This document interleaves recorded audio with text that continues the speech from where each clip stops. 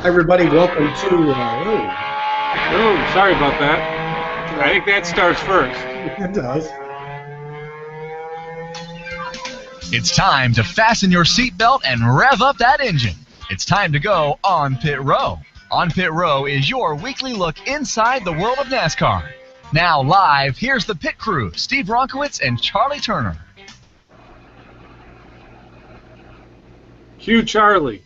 Okay, we used to have these videos that came in right now, and you'd be seeing the Jimmie Johnson victory lap, and then Jimmie Johnson standing on top of his car with all the red, white, and blue confetti, and all the rest of the competitors going and hiding in their pits because Jimmie Johnson has won a race. The Earth is now tilted back on its correct axis, and championship number 7 can't be far away. What do you think? No, never going to happen. Jeff Gordon. I saw the Shell Saver car come into the day today was, who do you think will win now? I've never wavered all year long. Jeff Gordon is my man to win his championship. Well, I think actually, I'm sorry, I'm Charlie Turner. I'm joined by Steve Wronkowicz, who's the big Jeff Gordon fan, and another Jeff Gordon fan, Dan Beaver. Dan, how you doing today? I'm doing good. So are you on the Jeff Gordon bandwagon for championship number? He'd be number 5, right? I'd like to see him try to lift the trophy, that big Sprint Cup trophy, and see his back go out. Nothing personal. Just you root for irony. You root for stories like that. Honestly, I don't think anybody can predict what's going to happen in those final 10 races. Oh man. We've had a hard enough time predicting what's going to happen in the first 12 here. So. Yeah. So we have what 10 winners now. 10 winners. We got 14 races, and could get to provide at least 6 more winners. Yeah, absolutely. I think NASCAR could get their 16 winners out of this. If you'd asked me 3-4 weeks ago, I'd have said no way. But now, I'm playing the wait and see game here. So is that good news? I mean, if we got 16 winners and you had this many people involved in the chase, is that good, or is it kind of making the chase kind of a joke? I don't know. You know, you don't get NASCAR seems to want to be stick and ball, and you don't get to the playoffs without having a good season. Right now, all of the winners except for Kurt Busch are in the top 16 points, so you can't say they're having a bad season. But you certainly don't want mediocre drivers qualifying for the chase. And I think that might be what we're going to see. If we get to 16 winners, that's what we're going to see for some of those drivers. Kurt Busch right now certainly doesn't belong in the playoffs by any other standard other than the fact that he's scored 2 top 5 finishes, 2 top 10 finishes, and one of them happens to be a win. So that's the only flaw that you can point to. The other 9 drivers have been racing well enough that they'd be there anyway. What do you think, Steve? You happy with the way it's gone so far this year? Well, so far I think I am, and don't get me wrong by how I say this, but as to what I say, I think it'd be a damn shame if David Gilliland made the chase. I think it would be a mockery, you know. I mean, Gilliland's a great guy. We've had him on the show many times. Same with David Reagan. Same with all these guys in lesser teams. But are they championship teams? Do they belong in the chase? I don't think by any stretch of the imagination do they belong in the chase. So, you know, from that standpoint, if you figure you get a win and you're in, I think that part of the system is a little far-fetched. Well, there's BethAnne just joined us too. Beth, what do you think? I mean, we're just talking. I know you just joined us, and welcome. We've got 10 drivers who've won races, so at least 10 drivers in the chase. Dan's speculating we could maybe have as many as 16 winners, so you get 16 in the chase. Maybe some fluky driver like Steve was saying. Certainly Gilliland or Reagan or one of those guys could win at Daytona in July. I could see that happening very easily. Is that making the chase somewhat of a joke?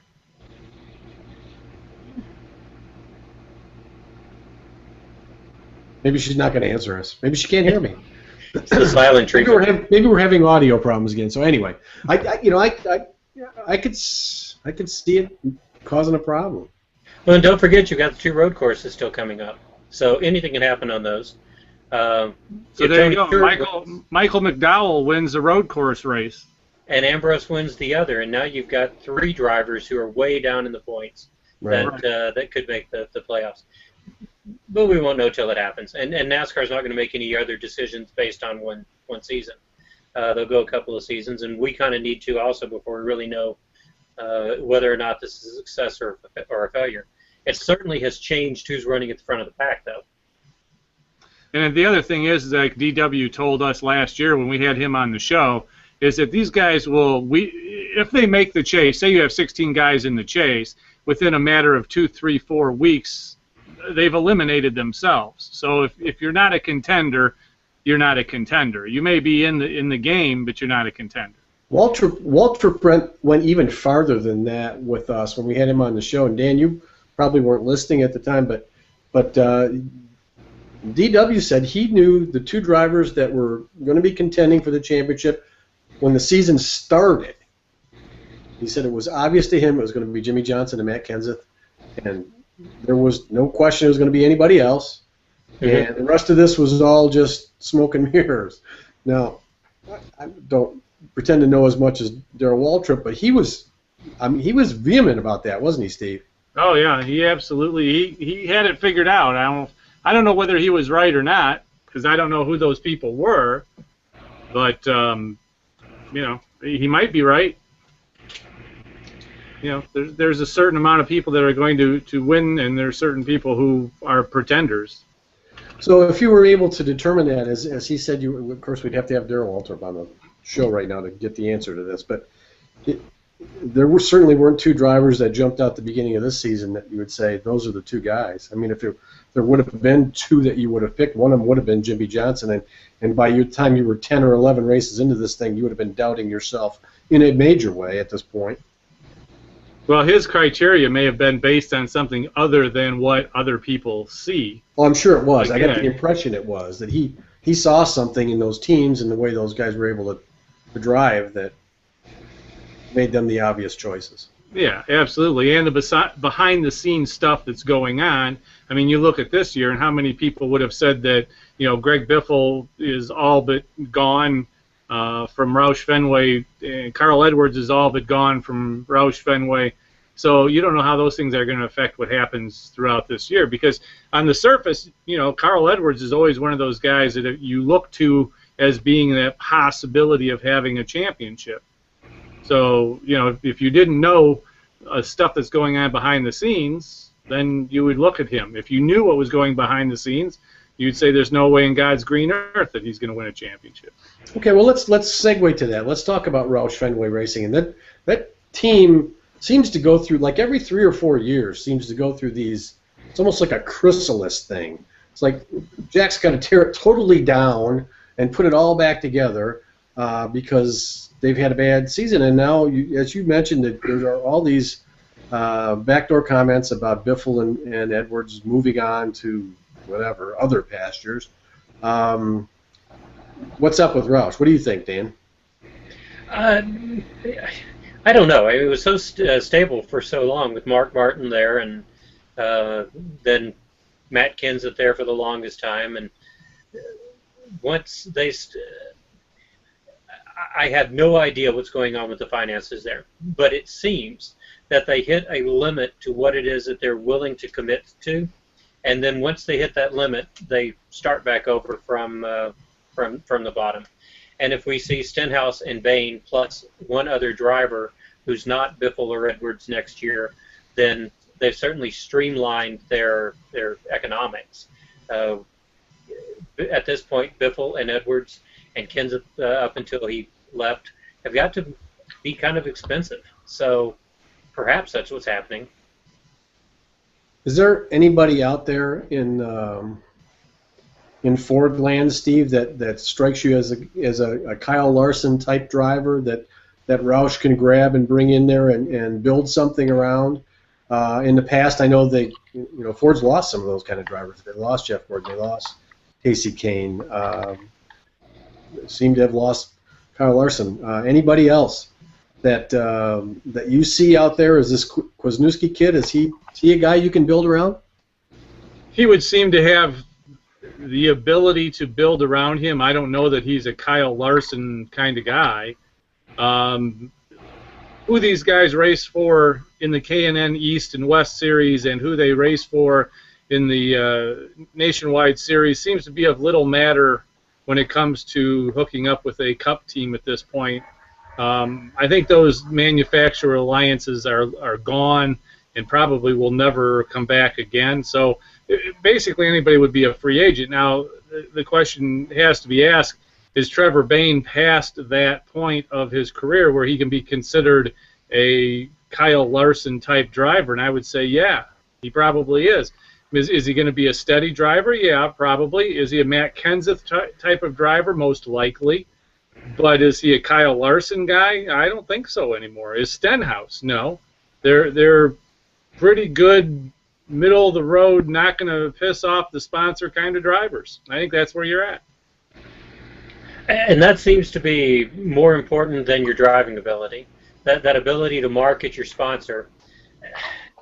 And it's a fact of life. You can't fault the owners for reality, but it's we need more people like Kyle Larson who can drive the wheels off the car and please the sponsor. You got to find that. You got to find that mix. If they can't drive, if they can't put in that kind of enthusiasm, then there's someone else out there who can. Yeah, and the problem is that some of those guys who are out there that don't have sponsorship money available to them, and therefore you don't know who they are. You don't see them. I can give you two drivers that would be an example of exactly what you're talking about, Steve.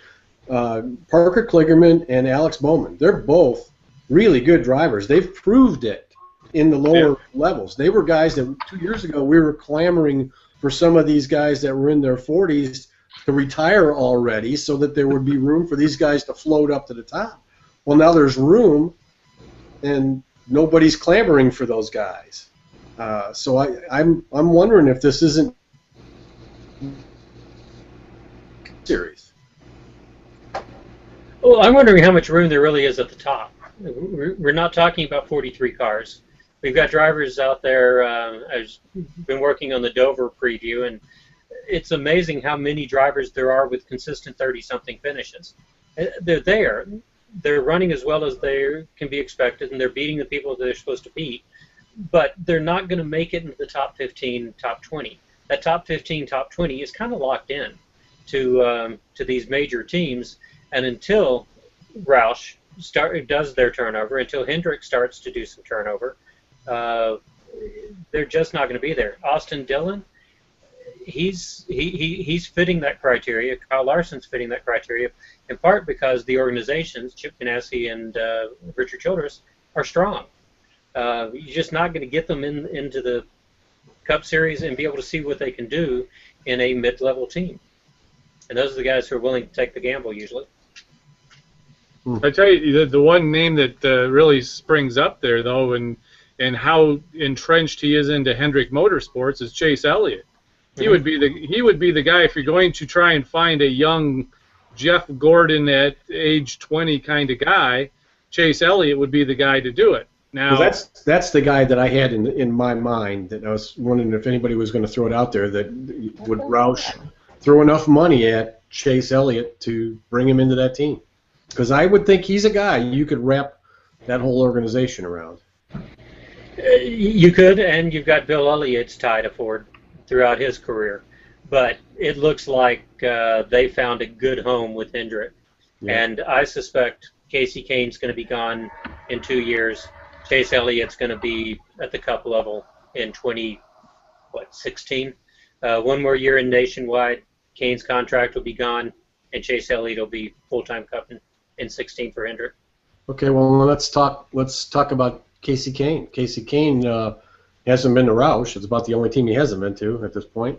Does Casey still have the panache to lead a team or not? Or is he I don't know that he lost that in the last 2 years with Hendrick. Did he ever have the panache? Well, they thought he did. He was one of those guys, Steve, that was in the four.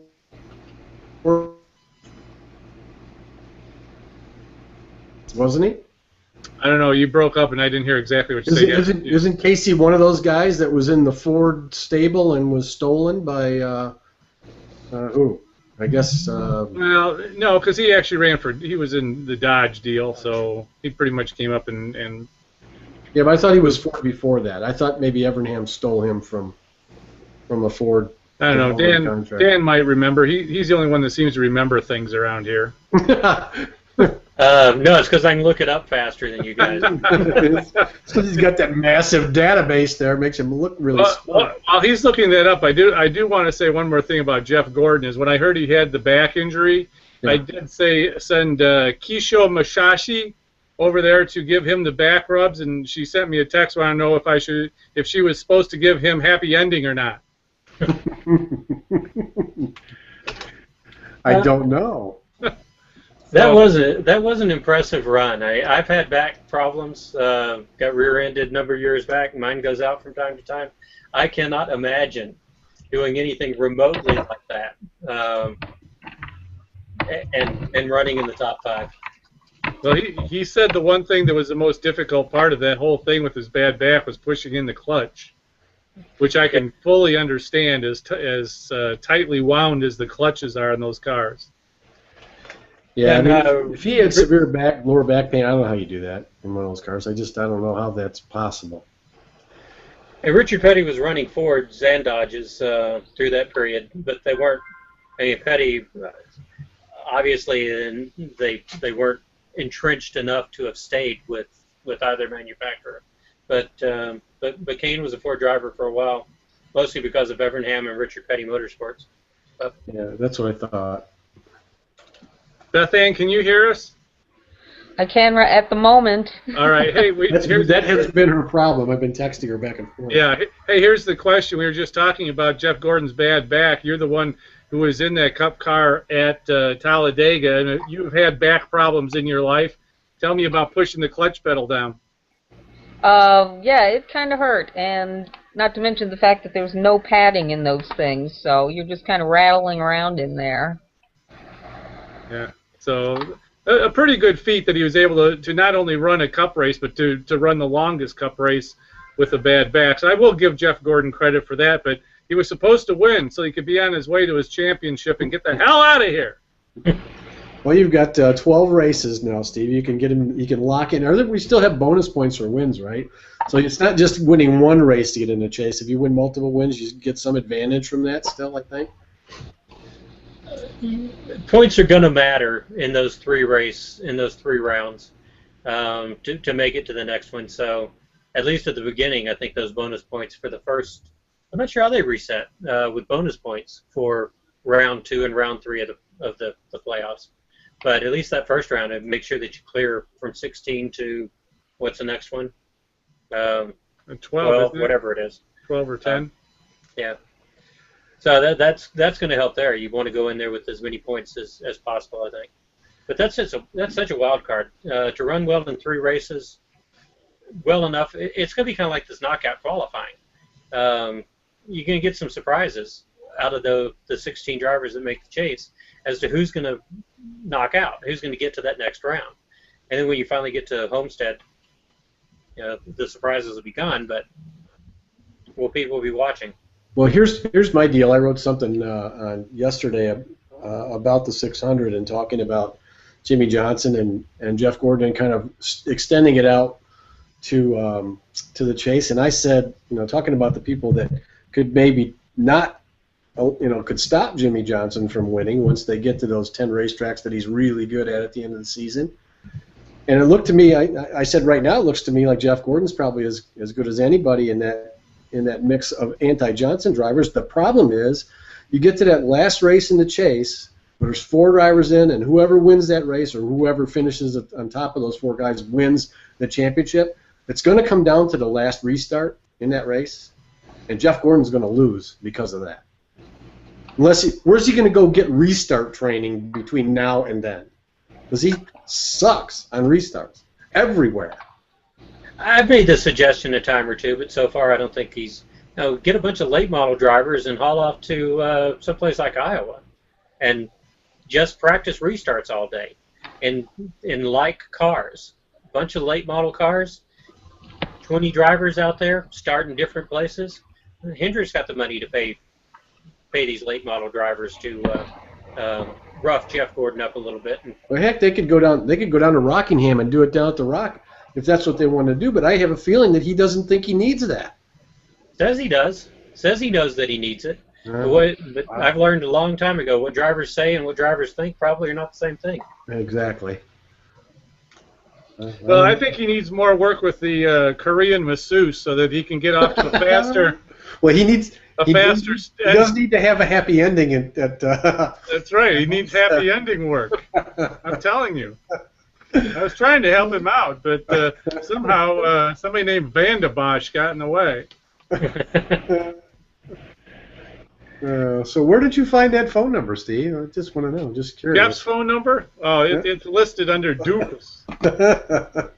Well, speaking of, no, we're not speaking of anything. We need to give our shell read. I almost said speaking of Doofus. That would be not the right way to refer to your sponsor, would it?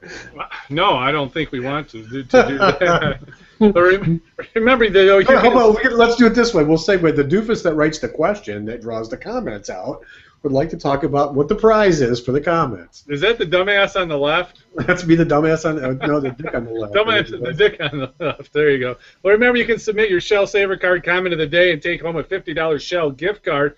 Anytime Joey Logano, driver of the 22 Shell Pennzoil Ford Fusion, wins a 2014 points race, Shell Saver Card holders can save 22 cents per gallon on any grade of Shell nitrogen-rich gasoline or Shell diesel just by using your Shell Saver Card on the Wednesday, or if you prefer, the Wednesday after the race. Offer valid up to 25 gallons. Visit shell.us/Wednesday for all the details, and we give away $50. We do. And we do have a question out there that can spur some comments, but the comment of the week does not have to come from this question that I put out too late every week. This one this week's question was, so who's your favorite to pick to win the chase now? Jeffy.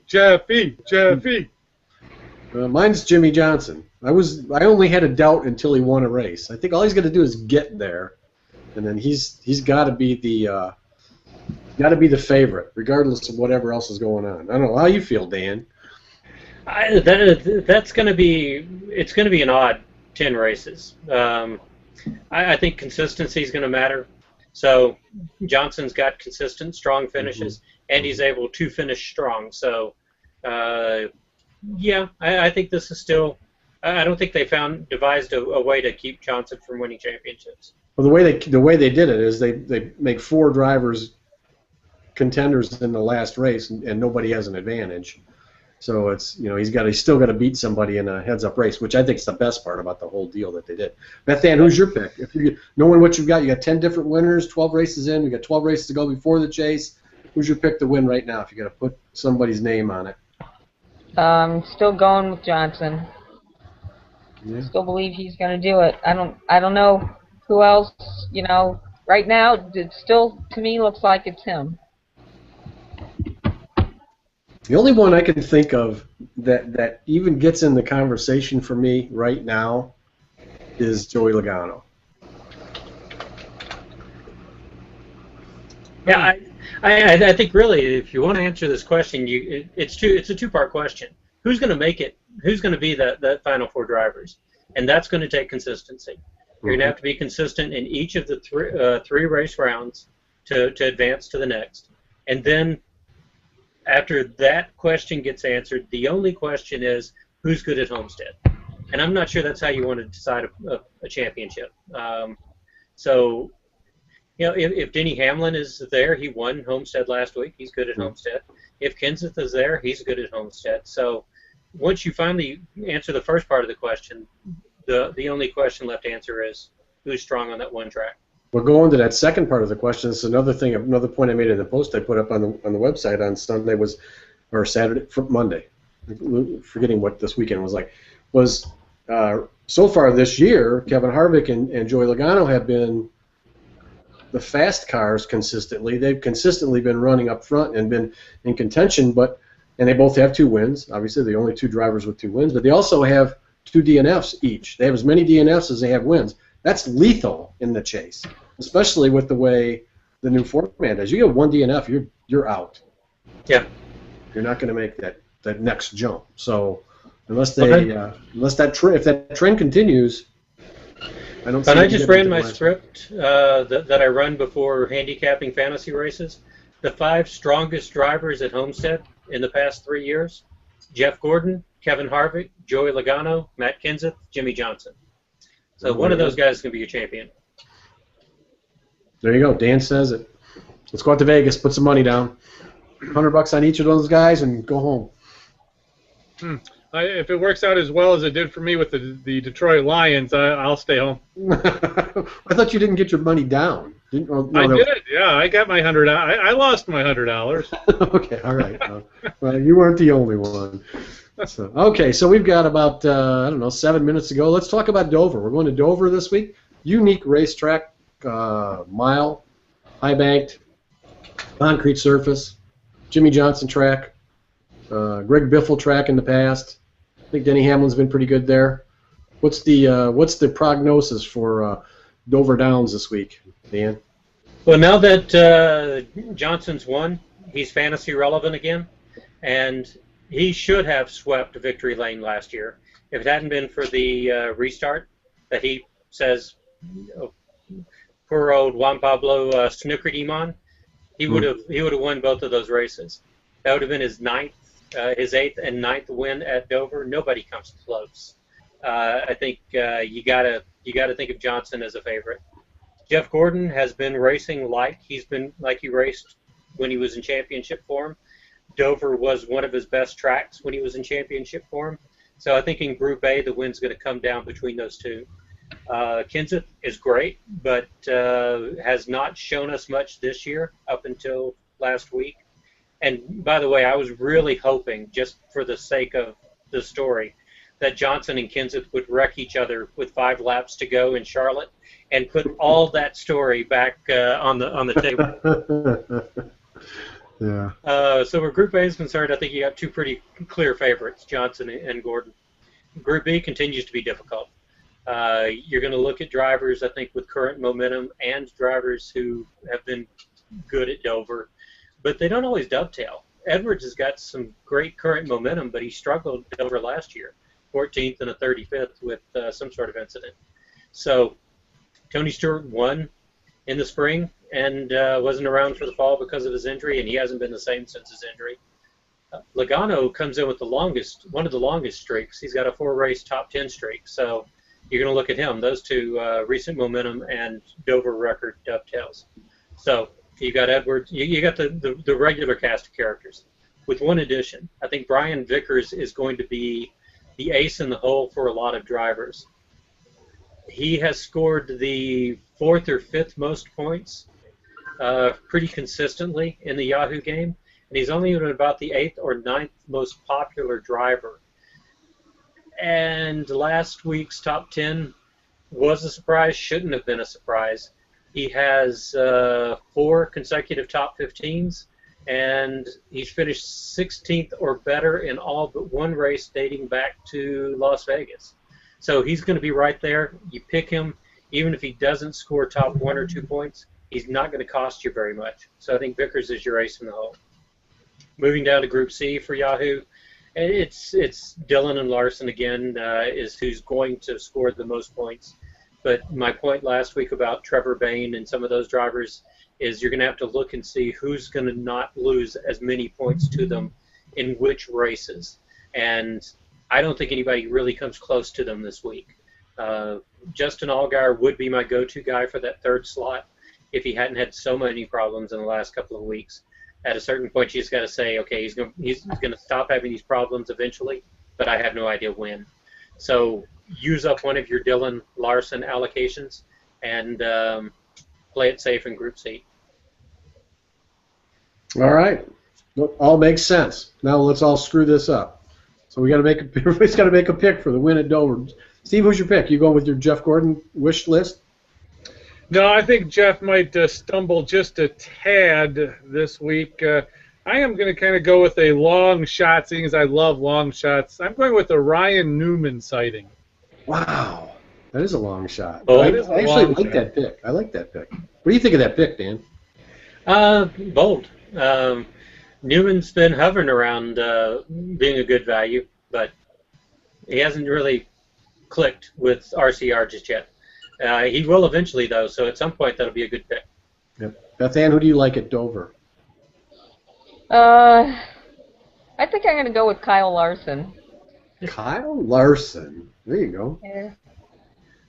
Larson's been good on tough tracks, and this is another one of those tough tracks, so not a bad pick. Well, I'm gonna be the boring pick. I'm taking Jimmie Johnson since I called him out to start a win streak after his win at Charlotte. That means he's got to win this week. So I'm taking Johnson. Who do you like, Dan? I'm going to go with Joey Logano. 4 top 10s. He finally got a top 5 or a second top 5 at Dover last fall. I think he carries that momentum. He stays out of trouble, and Logano gets his 3rd win of the season. Anything else to watch this weekend? Anything we should be paying attention to as NASCAR fans when you watch at Dover? Is there anybody that we're looking to either get better or get worse, or anybody making a debut this week? I can't think of anybody off the top of my head. I saw something. It looks like Brett Moffitt's going to be in the number 66 instead of Joe Nemechek or Waltrip, but so far the entry list has Nemechek in the 66. That could be kind of fun.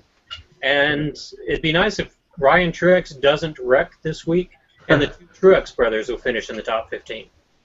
Yeah, I could see Martin Truex doing well this week too, but I already made my call. Jimmie Johnson. All right, everybody, thanks again for hanging out with us this week on Pit Road. This has been our weekly Tuesday live NASCAR Hangout here. We'll be doing it again next week. We talk about the results from Dover, and then talk about going to Pocono, right? Pocono after this? Pocono. The first trip to Pocono. So we start our June run of fast, long tracks. All right, thanks, everybody. We'll do this again next Tuesday. We don't know what time yet, though. 2 or 3 o'clock, right? Most likely 3 o'clock. Okay, most likely. But pay attention to the website, the Facebook page, and we'll keep you updated on that. And don't forget to leave a comment on the Facebook page, the comment section below this video on YouTube or on our Google Plus event page, and we'll get out that Shell $50 gift card to the one with the best comment. Thanks, everybody. You've just been on Pit Row, and now you're up to speed with the best information about the world of NASCAR. Come back next week and join the pit crew, Steve and Charlie, and go on Pit Row. On Pit Row is a presentation of Bench Racing Productions. I'm Tony Stewart. You're listening to the fastest 2 hours in radio with Charlie and Steve. You're on Pit Row. Take it from me, don't speed.